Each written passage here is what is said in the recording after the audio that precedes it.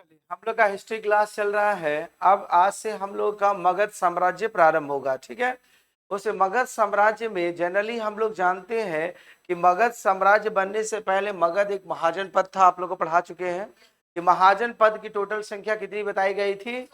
16 बताई गई थी। इसमें बिहार में कुल कितने महाजन पद थे? 3। ठीक है, उसमें सबसे प्रमुख और सबसे शक्तिशाली महाजन पद था, उस महाजन पद का नाम था मगध महाजन पद। कौन सा महाजन पद? तो जब मगध बना तो जनरली है कि उसका विस्तार होगा और वहां पर शासन चलेगा। ठीक है, तो ये जो मगध साम्राज्य हुआ, तो ये मगध साम्राज्य पर समय के अनुसार आगे चल के राजवंशों का हुआ। राजवंश, वंश का मतलब उसका बेटा का बेटा, बेटा का बेटा, उस प्रकार शासन चला। तो ऐसा माना जाता है कि मगध साम्राज्य में लगभग 7 वंशों का शासन था। 7 तरह के वंशजों ने शासन किया। ठीक है, उस सारे वंशज के बारे में हम लोग क्रमबद्ध तरीका से पढ़ेंगे।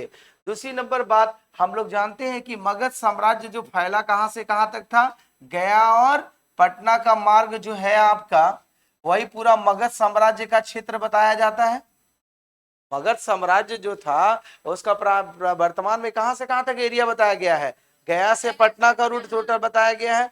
दूसरी नंबर बात बताई थी, मगध साम्राज्य जो हुई थी 2 नदियों के संगम पर बना हुआ था, जिन्होंने अपनी राजधानी, मगध साम्राज्य की राजधानी फाइनली कहां घोषित की गई थी?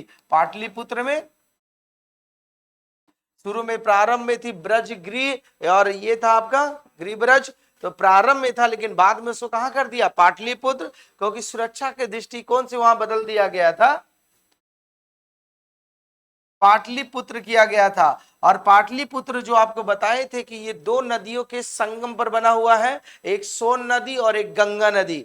यहाँ सुरक्षा के दृष्टिकोण से ये जो पाटलिपुत्र जो शहर बसाया गया था, वो आपका गंगा और सोन नदी के संगम पर बनाया गया था। ठीक है, तो ये हाँ जहां पर आती है, तो क्योंकि सोन नदी जाके गंगा नदी में मिल जाती है। अगर पूरा पूछा जाए तो गंगा, सोन और गंडक नदी, क्योंकि गंडक में भी आके गंगा नदी में मिल जाएगी और सोन में भी, सोन भी आकर के गंगा में आ जाती है।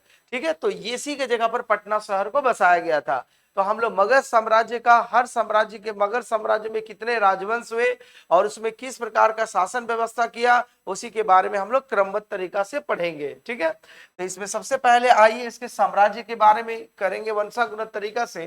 देखो लिखा हुआ ऊपर में हेडिंग में, मगध साम्राज्य पर शासन करने वाले वंश का क्रम, कौन वंश कब आया और कैसे शासन किया, उसके बारे में है। और इसको एक ट्रिक्स की भावना से समझना है। ठीक है, ये एक ट्रिक्स बनाया गया जो आपके दिमाग में लोड रहेगा कि कौन वंश पहले आया था और उन्होंने किस प्रकार से अपना शासन व्यवस्था को चलाया। तो इसीलिए इसका ट्रिक्स बनाया गया है हसीन मासुका सात। तो हसीन मासुका सात कहने का मतलब है, देखो यहां से ये हसीन बना है, ये मासुका बना है और ये सात बना है। मतलब मगध साम्राज्य में इसी क्रम में आपका शासन व्यवस्था चला था राजाओं का। तो जो ह से होता है हर्यक वंश, कौन सा वंश? हर्यक वंश। और सी से होता है शिशुनाग वंश, कौन सा वंश? शिशुवंश वंश। और न से होता है नंद वंश, कौन सा वंश होता है? नंद वंश। इसीलिए तीनों का पहला लेटर को लेकर के बना दिया गया हसीन। क्या बनाया गया? हसीन बनाया गया। उसके बाद अगला जो बनाया गया है, उसके बाद बनाया गया है मासुका। तो मासुका कैसे बना हुआ? मां से बनाया गया है मौर्य वंश। क्या बनाया गया है? मौर्य वंश। सु से बना गया है सुंग वंश। कौन सा वंश बनाया गया है? सुंग वंश। और का से बनाया गया है कण्वन वंश। कौन सा वंश बनाया गया है? कण्वन वंश। और सात से बनाया गया है सातवाहन वंश। तो मतलब मगध साम्राज्य में इसी 7 वंशों का शासन चला। ठीक है, तो इसी 7 वंशों के बारे में हम लोग क्रमबद्ध तरीका से पढ़ेंगे। तो एक बार इसका शॉर्ट ट्रिक्स क्या बताया गया? हसीन मासुका सात। कितना बताया गया है? हसीन मासुका सात बताया गया है। तो रिमाइंड कर लिया, ह से क्या होता है आपका? हर्यक वंश। सी से क्या होता है? शिशुनाग वंश। न से क्या होता है आपका? नंद वंश। म से क्या होता है? मौर्य वंश। सु से क्या होता है? शुंग वंश। का से क्या होता है? कण्वन वंश। और सात से सातवाहन वंश। ये मगध साम्राज्य में वंशानुगत शासन व्यवस्था चली थी। ठीक है, यहां तक कोई दिक्कत नहीं। इसके बाद देखिए, इसके आगे का क्रम में आपका लिखा गया है मगध साम्राज्य के राजवंश और उसके संस्थापक, किस साम्राज्य को किसने स्थापित किया था, उसके लिए भी यहाँ ट्रिक्स बनाया गया है। ट्रिक्स बनाया गया है हायरे भीम सा संग पोष शिशु, फिर मैं चंदा नंद महान। ये कैसे बना? हायरे। हायरे का मतलब होता है हर्यक वंश। कौन सा वंश? हर्यक वंश। तो हर्यक वंश का संस्थापक किसे माना जाता है? देखो, बिंब। बिंब मतलब क्या होता है? बिंबसार। किसको माना जाता है? बिंबसार। तो वही बोला गया हायरे बिंब। हायरे बिंब मतलब, हायरे मतलब हर्यक वंश, और बिंब मतलब क्या होता है? बिंबसार। मतलब हर्यक वंश का संस्थापक कौन था? बिंबसार था। दूसरे नंबर पर आता है सा। सा का मतलब होता है सातवाहन वंश। कौन सा वंश? सातवाहन वंश, जिसका शासक था बताएगा सिमुक। कौन था? सॉरी, इसका संस्थापक कौन था? सिमुक। क्या नाम था? सिमुक। तो सातवाहन वंश का संस्थापक किसे माना जाता है? सिमुक को। उसके बाद संग का मतलब होता है सुंग वंश। कौन सा वंश? सुंग वंश। इसका शॉर्ट ट्रिक्स बोला गया पोष। पोष का मतलब होता है पुष्या मित्र सुंग। क्या संस्थापक? पुष्या मित्र सुंग। मतलब अगर सुंग वंश का संस्थापक का नाम बोला जाए तो उसका क्या बोलिएगा? संस्थापक का नाम पुष्या मित्र सुंग। तो देखो, पोष से याद रहेगा पुष्या मित्र सुंग। ठीक है। उसके बाद शिशु। शिशु का मतलब होता है शिशुनाग वंश। शिशु का मतलब क्या होता है? वंश। इस वंश का संस्थापक वही शिशुनाग माना जाता है। किसको माना जाता है? शिशुनाग को माना जाता है। अगला जो होता है मैं का मतलब होता है मौर्य वंश। कौन सा वंश? मौर्य वंश। और मौर्य वंश का संस्थापक माना जाता है चंद्रगुप्त मौर्य को। किसको माना जाता है? मौर्य को। उसके बाद आता है नंद वंश। नंद वंश का संस्थापक जो माना जाता है महान मतलब महापद्म नंद। क्या माना जाता है? महापद्म नंद। तो नंद वंश का संस्थापक किसे माना जाता है? महापद्म नंद। और अंत में आता है कण्वन मतलब कण्वन वंश, जिसका संस्थापक को माना जाता है वासुदेव। किसको माना जाता है? तो ये मगध साम्राज्य में 7 वंशज हुए हैं। उसी 7 वंशज का संस्थापक कौन थे? एग्जाम में यहां से आपको एक क्वेश्चन मिलेगा, कौन सा वंश था और उसका संस्थापक का क्या नाम था। तो आपको याद रखना है इस बात को। तो रिमाइंड याद कीजिए, हर्यक वंश का संस्थापक बिंबिसार। सातवाहन वंश का संस्थापक सिमुक। सुंग वंश का संस्थापक पुष्यमित्र सुंग। उसके बाद शिशुनाग वंश का संस्थापक शिशुनाग। मौर्य वंश का संस्थापक मौर्य। नंद वंश का संस्थापक महापद्म नंद। कण्वन वंश का संस्थापक वासुदेव। समझ में आ गई बात? अब यहां से हम लोग एक एक साम्राज्य के बारे में और वंश के बारे में पढ़ना चालू करेंगे। आइए, तो इसी का जो दिखा शॉर्ट ट्रिक्स, ये पूरा मगध साम्राज्य का एक सारांश या मानचित्र है। ठीक है, कैसे कैसे है समझ जाइए, फिर इसके बाद सभी का डिटेल में आएंगे हम लोग। देखो, ये पूरा मगध साम्राज्य था। ये मगध साम्राज्य था, धर्म के आधार पर 2 भाग में बांट दिया गया था। कुछ लोग इसको जैन धर्म बौद्ध धर्म को मानने वाले थे, और कुछ लोग इसको जैन धर्म का मतलब संरक्षण को दिया है। ठीक है। और मगध साम्राज्य का जो उल्लेख मिलता है सर्वप्रथम में अथर्ववेद में मिलता है। कौन सा वेद में मिलता है? अथर्ववेद। हम लोग पढ़ चुके हैं। अथर्ववेद से किस वेद की जानकारी, किसके बारे में जानकारी मिलती है? औषधि के बारे में जानकारी मिलती है। और क्या चीज के बारे में जानकारी मिलती है? बोलो। जादू टोना तंत्र मंत्र ये सब पढ़े थे ना। और क्या होता है? शासन व्यवस्था के बारे में किस वेद से मिलती है? ऋग्वेद से हमें जानकारी मिलती है। तो इसमें मगध साम्राज्य का जो उल्लेख मिला है हम लोग का अथर्ववेद में भी देखने को मिलता है। तो धर्म के अनुसार अनुमम 2 भाग में बांट दिया। किस धर्म के क्या समर्थक थे? जैसा कि अभी बताएं कि मगध साम्राज्य का जो वंशज का प्रणाली प्रारंभ होता है वो हर्यक वंश से चालू होता है। किस वंश से चालू होता है? हर्यक वंश। तो हर्यक वंश का संस्थापक जो माना जाता है बिंबिसार को। किसको माना जाता है? बिंबिसार को माना जाता है। ठीक है। तो बिंबिसार के बाद उसके बाद उसका जो पुत्र बना, इसकी मृत्यु जो हुआ था, इसका पुत्र बना अजात शत्रु। कौन बना? अजात शत्रु। तो अजात शत्रु के बाद फिर उसके बाद कौन बना उसमें? उदायीन। कौन बना? उदायीन। उदायीन के बाद इसका जो पुत्र बना था, उदायीन का 3 पुत्र थे। एक का नाम था अनुरुद्ध, दूसरा का नाम था मुंडक, और तीसरा का नाम था नागदशक। क्या नाम था? नागदशक। तो आपका उदायीन का 3 पुत्र थे। पहला पुत्र का नाम क्या था? अनुरुद्ध, दूसरा का नाम था मुंडक, और तीसरा का नाम क्या था? नागदशक। मतलब हरियंश वंश का अंतिम शासक जो पूछा जाएगा तो उसका नाम था नागदशक। क्या नाम था? नागदशक। ये पहला कॉलम आपका चलेगा। तो हर्यक वंश में इतने साम्राज्य का शासक चला, माने वंशानुग्रत। और ऐसा साम्राज्य था कि हर बार अपने पिता की हत्या करके ही शासक बना है। ऐसे नहीं बना है, अपना पिता को मार करके शासक बना। इसीलिए इस वंश को बोला जाता है पितृहंता वंश। क्या कहा जाता है? पितृहंता वंश। हर्यक वंश को दूसरा बोला जाता है पितृहंता वंश। क्यों? क्योंकि बिंबिसार का मृत्यु मार के बना कौन बना? अजात शत्रु बना। अजात शत्रु को हत्या करके बना कौन बना? आपका उदाईन बना। और उदाईन का हत्या करके बना फिर कौन बना? उसका पुत्र लोग बना, जिसमें नागदशक शासक किया था। और नागदशक के बाद ये पूरा का पूरा साम्राज्य नष्ट हो जाता है। फिर उसके नागदशक की हत्या करने वाला शिशुनाग था। नागदशक को भी मारा शिशुनाग, मैंने हर कोई को मारा है, बिना मारे साम्राज्य नहीं मिला है। तो शिशुनाग, तो ये एक नया वंश चला है, क्योंकि इस वंश का नहीं था ये, ठीक है। तो इसीलिए शिशुनाग वंश का संस्थापक किसको माना जाता है? शिशुनाग। फिर शिशुनाग के बाद जो होता है इसका पुत्र बना, जिसका नाम था क्या? कालाशोक या काकवर्ण। क्या नाम था? कालाशोक या काकवर्ण। और इसके बाद इस वंश का अंतिम जो शासक बना था वो नंदीवर्धन बना था। कौन बना था? नंदीवर्धन। तो आपसे पूछा जाएगा शिशुनाग वंश का अंतिम शासक का नाम बताइए, तो क्या बताएंगे? नंदीवर्धन। उसके बाद अगला वंश जो चालू होता है वो नंद वंश आता है। कौन सा वंश आता है?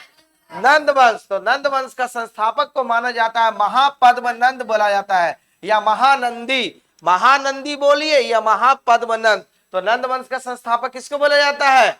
महापद्म नंद बोलिए या महानंदी। उसके बाद इसके कुल पुत्र हुए, जिसमें से 8 पुत्र हुआ। 8 पुत्र में सबसे अंतिम और सबसे शक्तिशाली जो माना जाता था उसका नाम था धनानंद या घनानंद। क्या नाम था?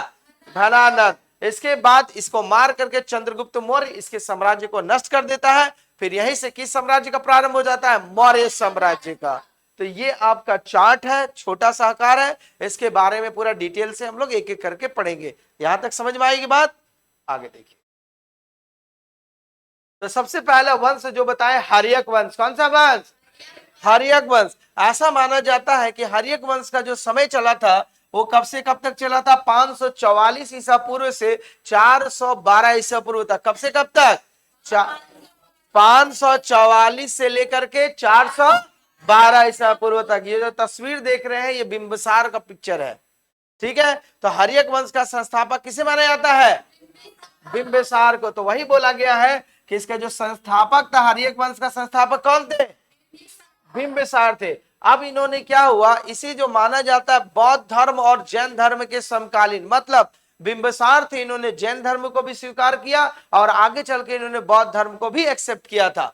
उसके बाद इस वंशज का संस्थापक बिंबिसार थे, ठीक है। यह एक पहला ऐतिहासिक राजवंश था। राजवंश कहने का मतलब अब यहां से वंशागत शासन चलेगा, मतलब राजतंत्र। बेटा राजा का पुत्र पुत्र बेटा बनेगा, फिर उसका राजा बनेगा, तो फिर उसका बेटा बनेगा, मतलब उसी का संतान जो रहेगा अगला पीढ़ी से शासन करता रहेगा। इसीलिए यहाँ राजवंश। अब इससे पहले क्या होता था? राजवंश तरह शासन नहीं चलता था, जो शक्तिशाली होते थे उसी प्रकार शासक करते थे। तो देखो इन्होंने अपनी जो राजधानी बनाई थी, कहां बनाई थी प्रारंभ में? राजगृह या गिरिब्रज। कहां बनाई थी? गिरिब्रज बनाए थे। तो अगर पूछा जाए बिंबिसार ने मगध साम्राज्य पर शासन किया, तो मगध साम्राज्य पर जब उन्होंने, उस समय क्या था? महाजन पद था। तो जब इन्होंने वंशागुनत प्रारंभ किया शासन, तो इन्होंने अपनी राजधानी कहां घोषित की थी? राजगृह या गिरिब्रज। और मगध साम्राज्य का एरिया वर्तमान में हम लोग जानते हैं कहां से कहां तक फैला हुआ है? गया से लेके पटना तक, ठीक है। बिंबिसार जो बताया गया है कितने वर्षों तक शासन किया था? 52 वर्षों तक। कितने वर्षों तक? 52 वर्षों तक। तो बिंबिसार 52 वर्षों तक मगध पर राज्य किया और ये प्रथम राजा था जिसने प्रशासनिक राज्य पर बल दिया और अस्थायी सेना रखा।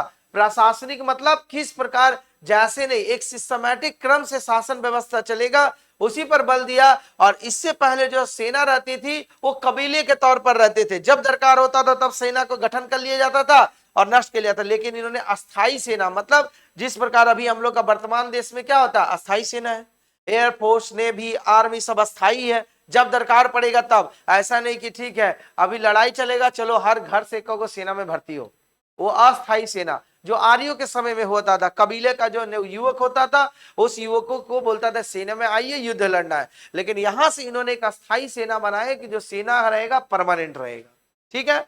तो अस्थायी सेना का जनक किसे माना जाता है? बिंबिसार। किसको? बिंबिसार। फिर उसके बाद बिंबिसार ने किस वंश की स्थापना की थी? हर्यक वंश। हर्यक वंश का कार्यकाल कब से कब तक माना जाता है? 544 ईसा पूर्व से 412 ईसा पूर्व तक, ठीक है।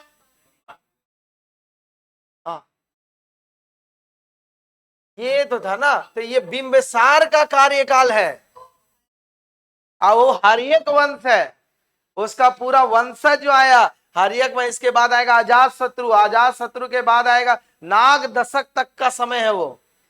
पूरा हर्यक साम्राज्य वंश कहां तक चला, यहाँ लिखा हुआ हर्यक वंश लिखा हुआ है और नीचे लिखा हुआ बिंबिसार लिखा हुआ है, माने बिंबिसार कितना समय तक शासन किया।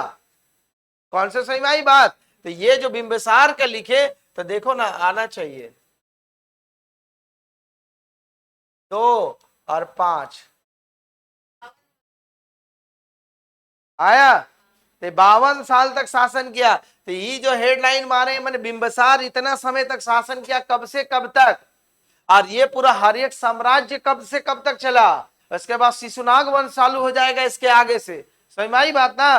तो ये उसका वंश का समय पीरियड लिखा गया है और ये आपका बिंबिसार का समय पीरियड लिखा गया है, समझ में आई बात। तो ये कंफ्यूजन हो रहा था क्या कि सर वहां अलग लिखे यहां लिखे, ऐसा नहीं है। चलिए, तो हर्यक वंश का शासन कब से कब तक था? 44 से लेके 412 ईसा पूर्व तक।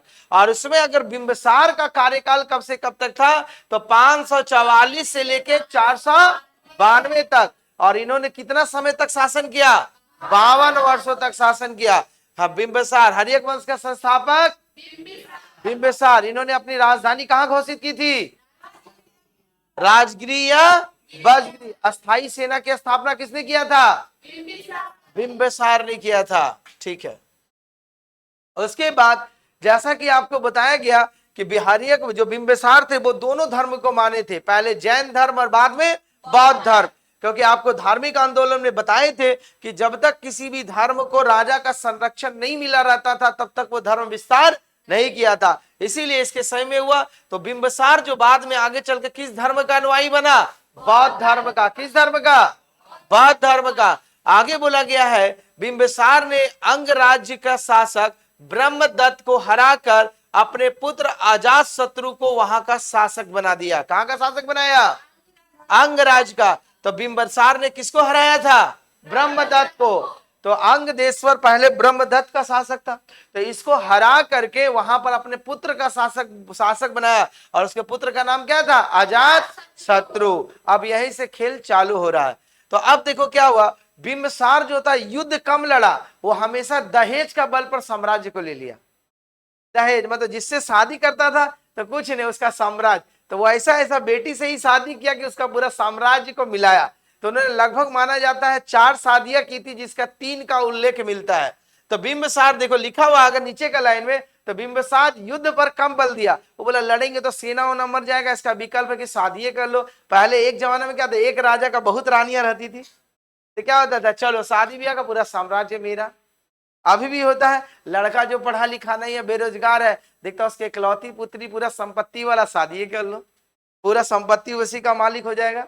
लेकिन क्या होता है, वो आपका जो होता है, अगर आपका आत्म जो बोला जाता है ना, क्या होते बोलते हैं उसको, मतलब देखो दिमाग से निकल रहा है, क्या बोलते उसको, जो अपने आप पर ही विश्वास रखना, सेल्फ डिपेंडेंट, और किसी का दूसरा का संपत्ति पर ध्यान नहीं देना। अरे बहुत अच्छा उसका अर्थ निकल रहा, आत्मनिर्भरता।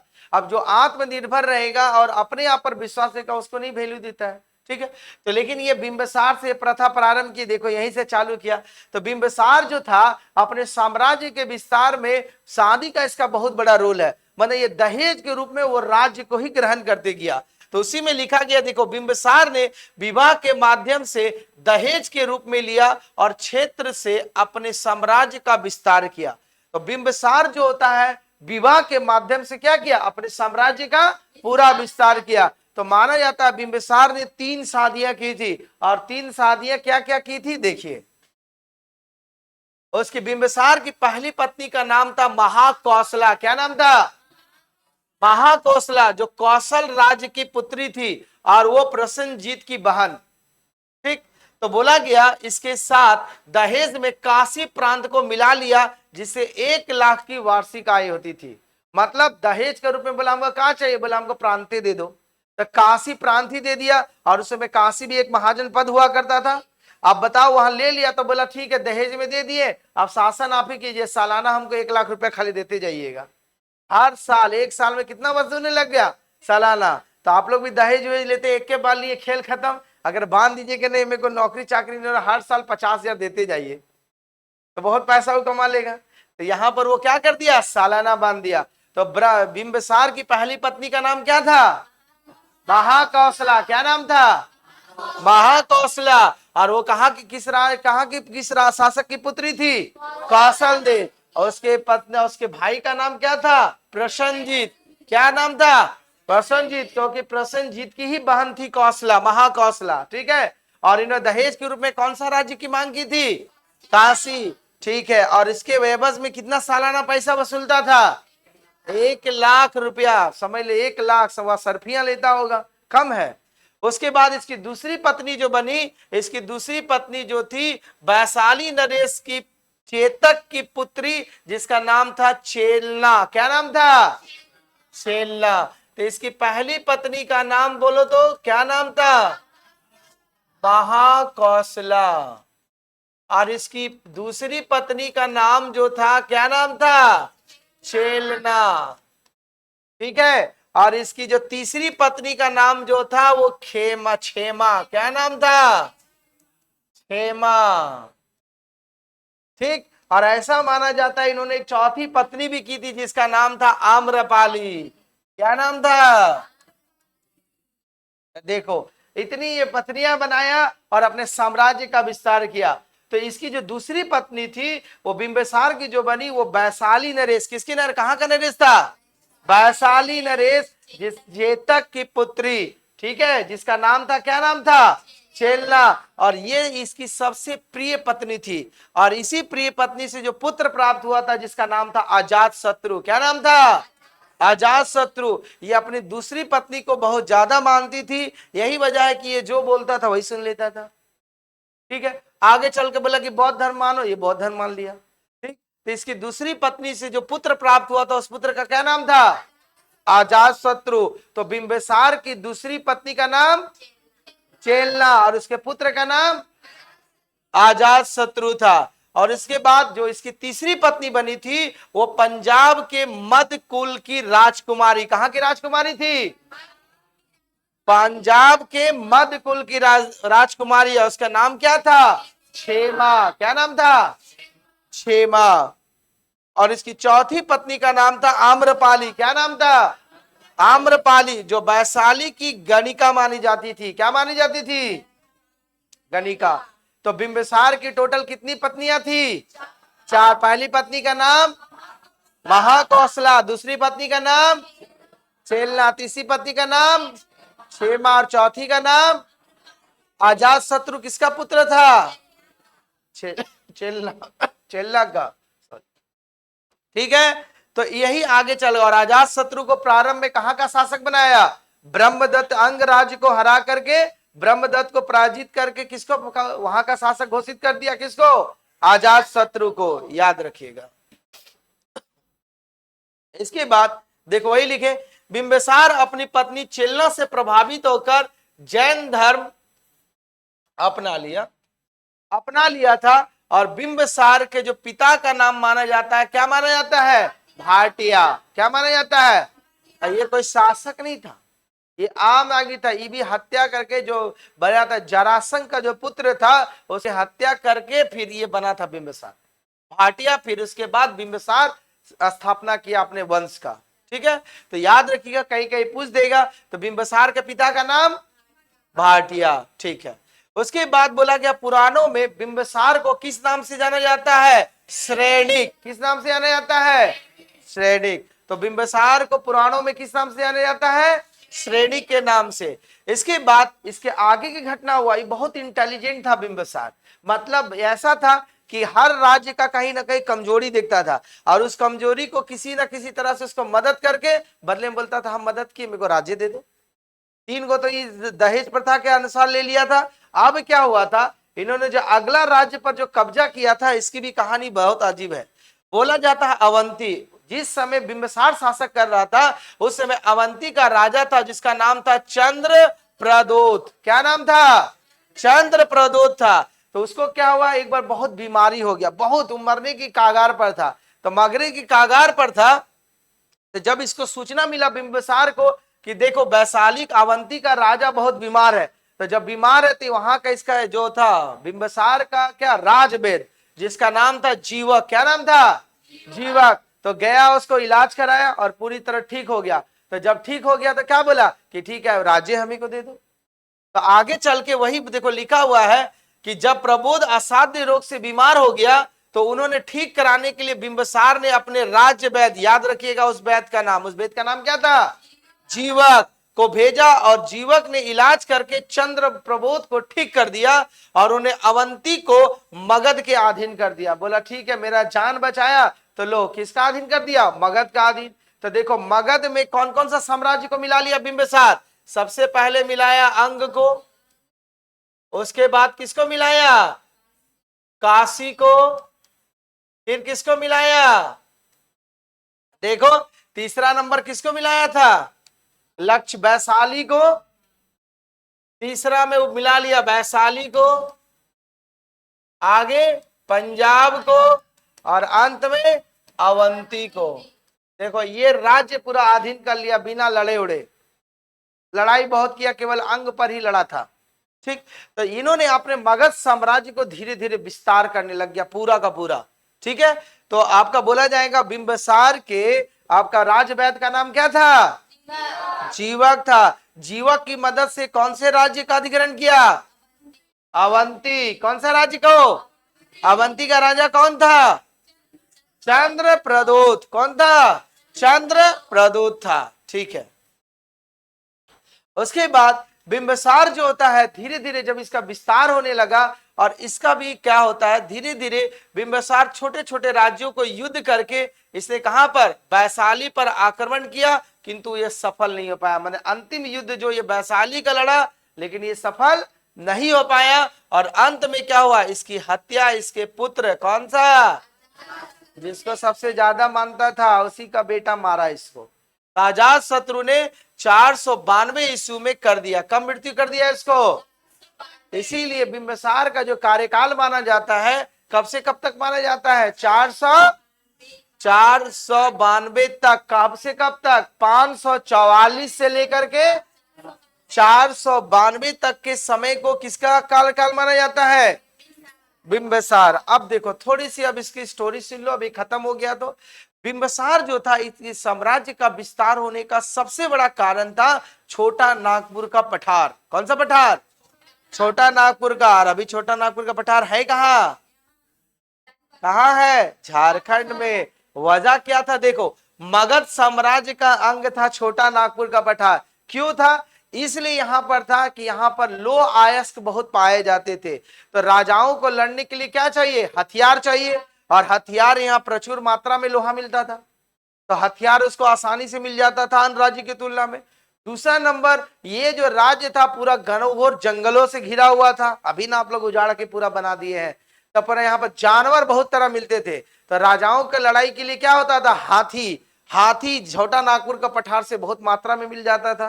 ठीक, तीसरा नंबर बात यहां से मिलते थे कि यहाँ पर सैनिक की भी प्रचारिता थी, आदिवासी सैनिकों भी मिल जाया करते थे। तो ये सभी की ज्यादा होने की वजह से ये मगध साम्राज्य बहुत शक्तिशाली हो गया था, क्योंकि कोई भी राजा शक्तिशाली तभी होता है जब उसका सैनिक शक्तिशाली होगा।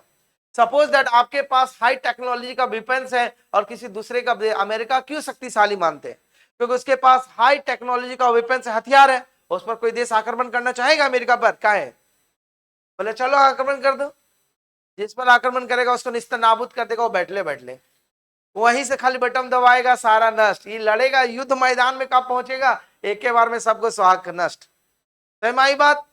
इसीलिए मतलब जो देश शक्तिशाली है, तो आज का टाइम में जिसके पास आधुनिक हथियार है और उस जमाने में जिसके पास सैनिक बल हुआ करता था राजाओं का, तो छोटा नागपुर के पठार में उसको हथियार बनाने के लोहा मिल जाता था, जानवर मिल जाता था आपको पूरा खतरनाक हाथी घोड़ा और तरह के जानवर मिल जाते थे। और यहाँ के आदमी पहले शक्तिशाली हुए थे क्योंकि पठारी क्षेत्र का आदमी बहुत शक्तिशाली होता है इन कंपेरिजन टू समतल क्षेत्र का।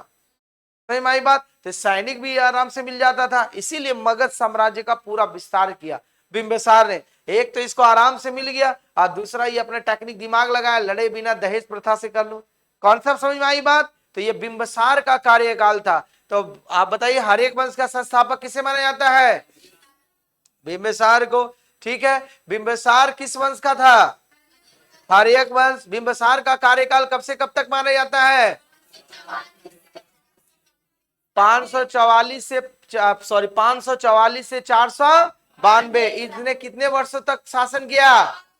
52 वर्ष तक। इनकी पहली पत्नी का नाम, इनकी महाकौशला, ये कहां की राजकुमारी थी? कौशल राज्य की। कहां की राजकुमारी थी? कौशल राज्य की। इसकी दूसरी पत्नी का नाम छेलना। उसके पुत्र का नाम अजातशत्रु। इसकी तीसरी पत्नी का नाम क्षेमा, लिखा हुआ है।